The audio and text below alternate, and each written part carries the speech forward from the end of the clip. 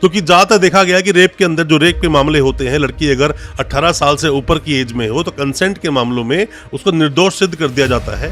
पर पॉक्सो में दोस्तों ऐसा नहीं होता। ऐसे लोगों को जो कि झूठे केस में फंस जाते हैं, अक्सर देखा जाता है कि लड़का लड़की रोमांटिक रिलेशन में थे, दोनों के बीच में इंटरकोर्स होता है, फिजिकल रिलेशंस बनते हैं और बाद में सिर्फ लड़के को जेल जाना होता है और कई बार फैमिली वाले भी इसका मिसयूज करते हैं। दोस्तों आज हम बात करेंगे पॉक्सो एक्ट में जो एक रिट दाखिल हुई है ऑनरेबल सुप्रीम कोर्ट में, जिसमें बात की जा रही है कि जो कंसेंट की एक मामला होता है, कंसेंट हालांकि पॉक्सो केसेस में चलता नहीं है, अगर कंसेंट है तो भी सजा होती है, कंसेंट नहीं था तो भी सजा होती है। क्योंकि ज्यादातर देखा गया कि रेप के अंदर जो रेप के मामले होते हैं, लड़की अगर 18 साल से ऊपर की एज में हो तो कंसेंट के मामलों में उसको निर्दोष सिद्ध कर दिया जाता है। पर पॉक्सो में दोस्तों ऐसा नहीं होता। अभी रिट एक दाखिल हुई जिसमें बोला गया कि जो 18 साल जो एक एज है वो काफी ज्यादा एक एज है, उस एज को घटाकर कम करना चाहिए, या फिर क्या सजेशंस होंगे या फिर क्या गाइडलाइंस दी जाएंगी सुप्रीम कोर्ट के द्वारा, उन सब पर जो रिट दाखिल हुई है, मैंडेमस की रिट एक इशू करने के लिए जो फाइल किया गया है। इस रिट के जरिए से ऐसे लोगों को जो कि झूठे केस में फंस जाते हैं, अक्सर देखा जाता है कि लड़का लड़की रोमांटिक रिलेशन में थे, दोनों के बीच में इंटरकोर्स होता है, फिजिकल रिलेशंस बनते हैं और बाद में सिर्फ लड़के को जेल जाना होता है और कई बार फैमिली वाले भी इसका मिसयूज करते हैं। तो इसके ऊपर क्या है रिट, किसने वो रिट डाली है, क्या क्या बोलते हैं आपके अधिकार, पॉक्सो एक्ट क्यों है इतना सीरियस, इन सभी चीजों पर आज बात करेंगे अपनी इस वीडियो के माध्यम से। ज्यादा कुछ जानने के लिए दोस्तों बने रहिए हमारे इस वीडियो के साथ। नमस्कार दोस्तों, फिर एक बार स्वागत करता हूं आप सभी का अपने इस यूट्यूब चैनल पर जिसका नाम है बेल लॉज। मेरा नाम है वीरेंद्र। दोस्तों पॉक्सो एक्ट के जो सेक्शंस हैं, हालांकि बहुत सीरियस जो सेक्शंस की बात करते हैं, खास करके सेक्शन 6 की मैं बात कर रहा हूं। पहले आप पॉक्सो को समझिए, the protection of children from sexual offences, जिसके अंदर की 2012 में जो ये एक्ट आया, जिसने अलग अलग तरह के सेक्शंस को बताया। सबसे सीरियस लगता है सेक्शन 6। सेक्शन 6 में जो प्रोविजंस हैं जो सजा के, वो बोलता है कि कम से कम 20 साल की सजा होगी और वो उम्र कैद तक दोस्तों हो सकती है। अगर ऐसा है तो लड़की जिसकी उम्र है 17 साल, 17.5 साल, जो कि अपना अच्छा बुरा बहुत अच्छे से समझ सकती है, उसके बावजूद भी अगर लड़का लड़की रिलेशन में थे तो मामला क्या बनता है कि लड़की को किडनैप किया, उसके साथ जोर जबरदस्ती की गई, उसके साथ फिजिकल रिलेशन बने, क्योंकि लड़का लड़की जब घर से भाग जाते हैं तो बाद में जो केस दायर होता है, जो केस बनता है, वो लड़के पर ही केस दायर होता है और ऐसे में लड़के को सालों साल तक जेल में रहना पड़ता है। बड़ी मुश्किलों से उसको बेल मिलती है, बेल मिलने के बाद भी कन्विक्शन के चांसेस पूरे रहते हैं। दोस्तों ऐसे अपने समाज में, जिस समाज में हम लोग रहते हैं, जहां पर कि आज की डेट में सोशल मीडिया इतना एक्टिव है, सभी बच्चों के पास फोन है, तो ऐसे में 17 साल की उम्र या 17.5 साल की उम्र या 16 से 18 साल की उम्र में कंसेंट क्या दिया जा सकता है, यही बोलती है ये रिट। जब भी दोस्तों ऐसे मामले बनते हैं जिसके अंदर की वॉलंटरली किसी को भी अपनी परमिशन दी गई हो, विल हो, लड़की कंसेंट हो, तो ऐसे मामलों में क्या इसको रेप माना जाना चाहिए। दोस्तों जहां एक और देखा जाए तो रेप में जो सेक्शन 375 में बताई गई है एज, वो 18 साल बताई गई है कि 18 साल से कम अगर उम्र है लड़की या लड़के की, उसमें अगर कंसेंट दिया गया तो कंसेंट नहीं माना जाएगा। वही पॉक्सो एक्ट भी यही बोलता है। पर दूसरी तरफ अगर आप देखते हो दोस्तों, तो अपना आर्टिकल 14 बोलता है, आर्टिकल 14 बोलता है equality before law. Equality before law है तो ऐसा कानून क्यों कि लड़की अगर 18 साल तक की है, लड़की कंसेंट देती है, क्योंकि रेप केसेस में 18 साल के बाद में लड़की कंसेंट देती है तो उसे रेप नहीं माना जाता। पर पॉक्सो में ऐसा क्यों है? तो इन्हीं चीज को लेकर रिट दायर हुई सुप्रीम कोर्ट में, जिस रिट को खारिज कर दिया था हाई कोर्ट ने। वो जब रिट दाखिल हुई सुप्रीम कोर्ट में जाकर, तो इस रिट को एडमिट कर लिया गया और नोटिस भी इशू कर दिए गए जो कंसर्न जो लॉ बनाए जाएंगे। क्योंकि दोस्तों लॉ बनाने में काफी वक्त लगता है, कानून आता है उसमें वक्त लगता है। फिलहाल बात इसी पर चल रही है कि सुप्रीम कोर्ट अपनी पावर्स का यूज कर 142 आर्टिकल जो बोलता है उसके तहत कुछ गाइडलाइंस इशू करे। गाइडलाइंस जैसे इशू की जाती हैं, आप अगर कोई भी लॉ स्टूडेंट तो आपको पता होगा इसके बारे में। अरनेश कुमार के ऊपर कुछ गाइडलाइंस आई थी। गाइडलाइंस उससे पहले जब भी कोई मुकदमे दर्ज होते थे, कोई भी डोमेस्टिक वायलेंस का, सीधा अरेस्ट कर लिया जाता था। फिर 41A नोटिस का एक प्रावधान शुरू हो गया। इसी तरह से ऐसे मामलों में भी अगर मामला आता है 16 से 18 साल के बीच का, तो ऐसे मामलों में सीधा रूप से लड़के को अरेस्ट न किया जाए, ऐसी कुछ गाइडलाइंस इशू कर दी जाए सुप्रीम कोर्ट के द्वारा। यही बोलती है ये रिट। और इसी रिट को लेकर सुप्रीम कोर्ट गए कुछ वकील साहब, जिन्होंने इस रिट पर आर्गुमेंट किया। रिट अभी फिलहाल के लिए इस पर सुनवाई होना बाकी है आगे भी। हालांकि एडमिट कर ली गई है, इस पर सुनवाई होगी।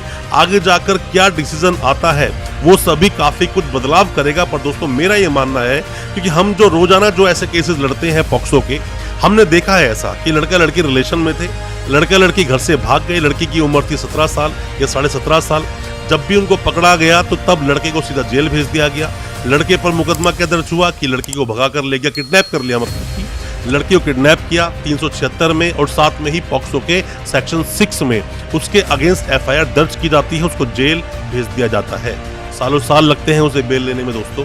और ऐसे में लड़का जिसकी उम्र है 20-21 साल या 19 साल, उसकी भी जिंदगी दांव पर लग जाती है। पूरी जिंदगी उसके माथे पर कलंक लग जाता है कि उसने किसी का रेप किया, और आगे उसका फ्यूचर में उसको नौकरी कैसे मिलेगी, कैसे नहीं मिलेगी, और उसकी पूरी जिंदगी इस तरह के केसेस को लड़ने में ही निकल जाती है। दोस्तों आप कोई भी नए वकील साहब हैं, कोई भी लॉ स्टूडेंट है, या फिर आप पर केस हुआ है पॉक्सो का, या फिर आपका कोई दोस्त, सगा संबंधी या जानकार कोई भी जेल में है पॉक्सो केस में, उसकी बेल नहीं हो रही है, या फिर आपको बहुत सारे अपडेट्स मिल नहीं पा रहे हैं, आप जानते नहीं हो ज्यादा कुछ पॉक्सो एक्ट के बारे में, क्या कुछ चलता है प्रैक्टिकली कोर्ट के अंदर, कोर्ट में किस तरह से पॉक्सो केसेस पर फाइट की जाती है, क्योंकि ये एक स्पेशल एक्ट है दोस्तों। स्पेशल एक्ट के अनुसार ही सजा का इसमें खुद का प्रावधान है, खुद का ही प्रोसेस है, किस तरह से पॉक्सो केसेस चलाए जाते हैं, जजमेंट्स का आपको पता होना चाहिए दोस्तों। हालांकि पॉक्सो एक्ट में जो सजा बताई गई है, जो सेक्शन 6 बोलता है, दोबारा से मैं आपको रिपीट करता हूं, सबसे कम मतलब कि कम से कम उसमें 20 साल की सजा है और लाइफ टाइम इम्प्रिजनमेंट तक का प्रावधान है। और यहीं पर जो सेक्शन 29 बोलता है, प्रिजम्पशन जो बोलता है यहाँ पर कि प्रिजन टू बी गिल्टी, मतलब कि उसको गिल्टी ही माना जाएगा जिसके अगेंस्ट भी केस दर्ज होगा, उसे निर्दोष नहीं मानते। अपने देश का कानून तो ये बोलता है an accused is innocent until proven guilty, पर यहाँ पर ये स्टेटमेंट नहीं चलती। यहाँ पर क्या चलता है, an accused is accused until proven non guilty. तो यहाँ पर जो प्रिजम्पशन है 29 का, वो भी बहुत सीरियस है, और खास करके लड़के लड़कियां नई एज के जो एक दूसरे से प्यार करते हैं, एक दूसरे रिलेशन में आ जाते हैं, बाद में उसकी सजा भुगतनी पड़ती है सिर्फ और सिर्फ लड़के को। इसी चीज को दोस्तों देखते हुए, मद्देनजर रखते हुए ये PIL दाखिल की गई। दोस्तों मुद्दा ये बहुत सीरियस है, जिस मुद्दे पर कई बार कई हाई कोर्ट्स ने भी बेल दी, और बेल देते हैं ऐसे में जब देखते हैं कि दोनों एक रिलेशन में थे। क्योंकि ऐसे में अगर दोनों रिलेशन में थे, लड़की ने कंसेंट दिया, लड़का भी राजी था, लड़की भी राजी थी, तो ऐसे में सजा सिर्फ और सिर्फ उस लड़के को क्यों मिली। यहाँ पर दोस्तों वायलेशन होता है आर्टिकल 19 का भी, जो बोलता है freedom of speech and expressions की बात करता है। और अगर ऐसा है तो दोस्तों यहाँ पर जो मैंने बोला अभी, आर्टिकल 14 हिट करता है, equality before law, article 19 hit करता है, तो दोस्तों ऐसे में आर्टिकल 21 भी यहाँ पर हिट करता है, जहाँ पर लाइफ एंड लिबर्टी की बात की गई है। अपने देश का जो कानून है, अपने देश के कानून के अलावा हम दूसरे देश के कानूनों की बात करें तो वहां पर एज दोस्तों काफी कम रखी गई है। अपना ही ऐसा देश है जहां कंसेंट देने की या फिर बच्चे की जो एज है 18 तक जो एज बताई गई है वो सबसे ज्यादा है दोस्तों। आज के टाइम में जहां सभी के पास फोन है, सब अच्छा बुरा समझ सकते हैं। इसमें आप क्या बोलना चाहते हैं, आपकी क्या राय है, कमेंट बॉक्स में जरूर देना कि ये उम्र जो 18 साल है उसको घटाकर 16 साल किया जाना चाहिए या नहीं। और साथ में ही अगर 16 साल से 18 साल के बीच में कोई मुकदमे दर्ज होते हैं तो क्या FIR दर्ज होनी चाहिए।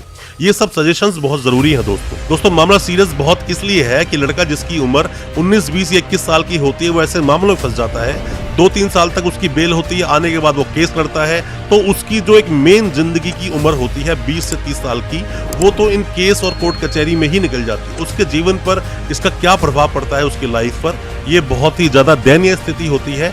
बहुत ज्यादा सोचना चाहिए। जो पॉक्सो एक्ट जब लाया गया बच्चों की प्रोटेक्शन के लिए, बट इसका मिसयूज किया गया, और मिसयूज होता है दोस्तों, अक्सर फैमिलीज के द्वारा होता है, या फिर लड़का लड़की जो रिलेशन में थे वो आज भी रिलेशन में रहना चाहते हैं, शादी करना चाहते हैं, बट पॉक्सो एक्ट के मिसयूज कर उस लड़के पर केस दर्ज कर दिया जाता है, उसको जेल भेज दिया जाता है। हालांकि जब भी ऐसे मामले आते हैं जब कोई लड़की कभी स्कूल गई ही नहीं होती है, तो ऐसे मामलों में जब कोई डॉक्यूमेंट ही नहीं है उसकी एज का निर्धारण करने के लिए, बट उस वक्त पुलिस वाले FIR लॉन्च कर लेते हैं और उस लड़के को अरेस्ट करने के लिए ढूंढना शुरू कर देते हैं। जबकि ओसिफिकेशन जो टेस्ट है उसमें वक्त लगता है, जो बोन टेस्ट जिसको बोलते हैं, मेडिकल जिसे बोलते हैं, जिसमें कि लड़की की एज का निर्धारण हो सकता है।